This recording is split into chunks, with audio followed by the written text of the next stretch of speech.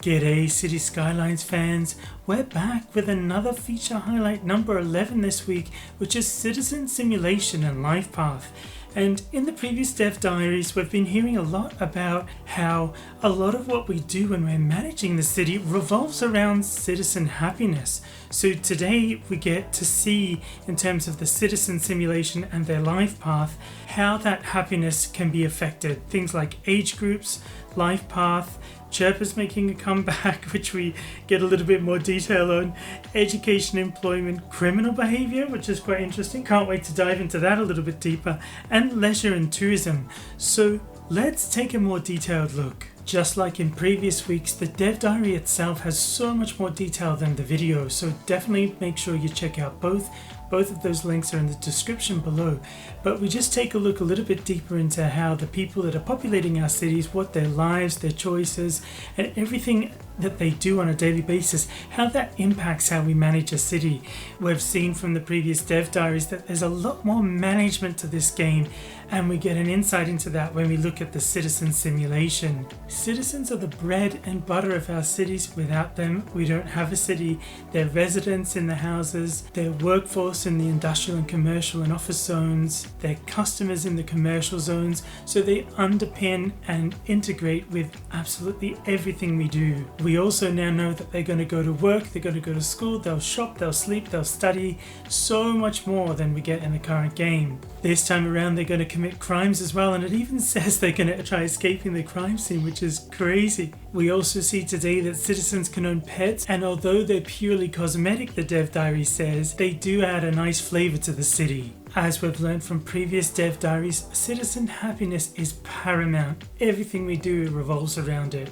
So it goes into more detail in the Dev Diary this week around why that's important, how that can affect the city, and we get to see the user interface that helps us dig down into what makes them happy, why they're not happy. And what's really neat is we get a bit more of a detailed UI around happiness. We can dig down deep into what's making them happy or unhappy, and then that allows us to rectify it or do something about it. Well-being is important. They need a reliable electricity source, clean water, sewage treatment, common sense things. They can't have garbage piling up or they'll get sick. We want to try and reduce air, ground and noise pollution, which will make them happier. And also citizens want to feel safe. They want to live in an area where there isn't high crime, because that stresses them out and decreases their well-being.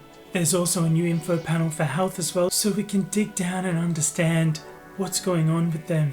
They can now get sick or injured. We've obviously seen car accidents in previous Dev Diaries, so we have that info panel in conjunction with healthcare and things like that to really see what's causing citizens to be unwell. Obviously, as we said before, ground pollution, air pollution, things like that really affect their health, so that's going to be something we need to consider. And what we see now, whether they're sick or they've been injured, is once those causes are treated or they're taken off to hospital, their health starts to improve from there, so we can see that change. Obviously, when something's done about it. Then we come on to age groups, and we have 4 key stages of life: children, teens, adults and seniors. And we also have families now, so households can comprise multiple generations from children to grandparents all living together in the same place. And then we see that as a citizen ages, their education options change, and also their health varies. When our citizens are young, they get a health boost, and then when they're older, that health slowly decreases. The Dev Diary also touches on each age group having preferences on how they prefer to travel, which we've seen in previous Dev Diaries, and also what types of goods interest them when shopping for the household. So for example, goods such as electronics are more likely to be bought by households with teens than households with seniors. And again, we see, like in previous Dev Diaries, that underlying realism that's just taken to a new level with this game. Then we come onto Lifepath, and there's a whole range of events now, such as graduating from school or finding a spouse, getting a new job or moving to a new home or away from the city. All of this is tracked through what they're calling the Lifepath journal by following a citizen. So we can select them, we can click the follow button, and now we get a deeper understanding of what's happening with this citizen's life. I'm not sure if that's everybody's cup of tea. I don't know everybody would want to get that level of detail. What do you think about that? We've also seen that Chirper is back. Some people are going to love this and some people not so much, but we get a little bit more of an insight today into what that looks like. So similar to City Skylines 1, people could complain about things and it gives you a hint basically about what you need to fix in your city. It's much more detailed in City Skylines 2, and the more likes that people get on their chirps, the more passionately they feel about it. So if we've got a city service that's missing and they're complaining about it, we'd better heed that warning. We also get a section on education and understanding that there's 5 levels of education in City Skylines 2: uneducated, poorly educated, educated, well-educated, and highly educated. They go on to say that each school provides 1 level of education for citizens, so a child will remain uneducated until they finish elementary school, which increases their level of education to poorly educated, and then they need to go to high school, college, universities, and so on and so forth to climb up those levels of education. Then we come on to employment, some of which we've learnt in previous dev diaries, but they just drive home for us the understanding that workplaces, obviously within different companies, are divided into complexity levels, which reflect those education levels in the previous section.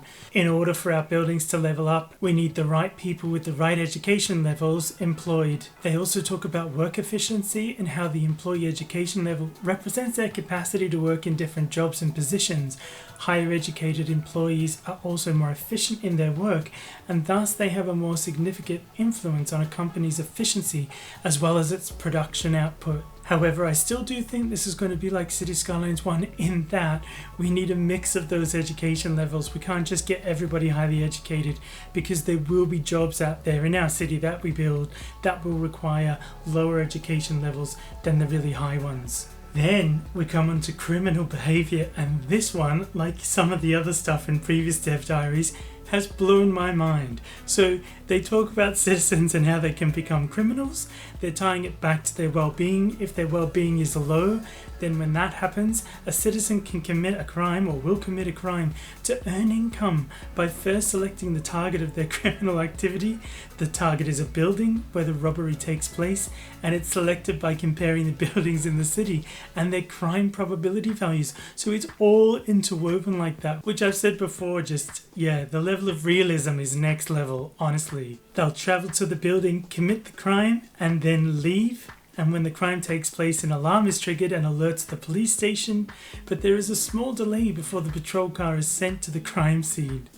If the patrol car reaches the location before the criminal leaves, they're arrested, and if they don't, they escape the law and are free to continue their criminal deeds another day. That is next level stuff right there. Like in City Skylines 1, once they're arrested though, we have police stations and police headquarters, and that's where our criminals are sentenced to serve time in prison. If we don't have those in our city, they'll go to an outside connection, and once they've served their time, they're released to rejoin society as a regular citizen. Although it does state that depending on their age, citizens can actually die of old age while serving their prison sentence. So again, just that level of realism. Next up we have leisure and tourists. So we get a bit more information around how the need for leisure affects their well-being. And when their leisure decreases, they seek out opportunities to increase it.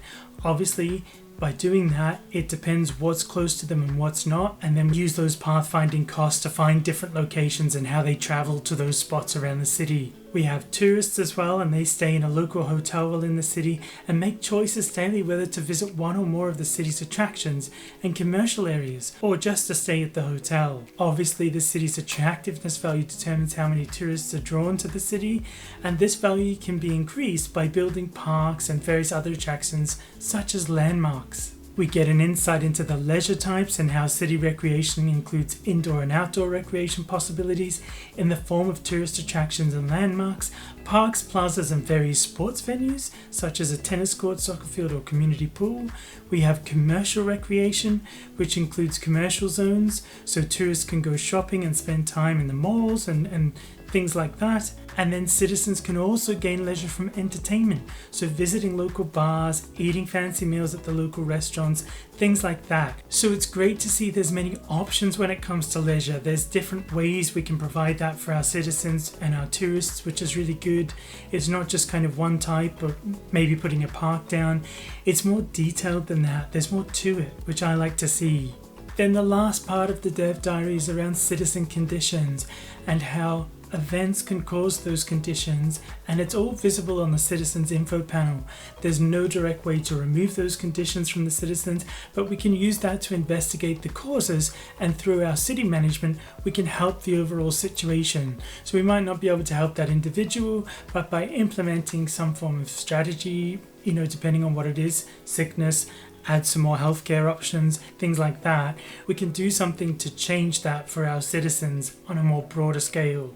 They list out the conditions: sickness, injured, homeless, unwell, weak, distressed and evacuated, and in the Dev Diary they go into more detail around each one of those, which I won't do just now, but if you jump over to that Dev Diary, I do recommend having a read through.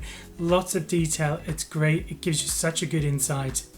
And there we have it, feature highlight number 11, Citizen Simulation and Lifepath. Let me know your thoughts in the comments below as always. I love to hear what you think about the different features. For me personally, we've been hearing over the last few weeks about how happiness is absolutely critical to how we manage a city, and what's great about today is we get further insight into what makes up happiness and well-being.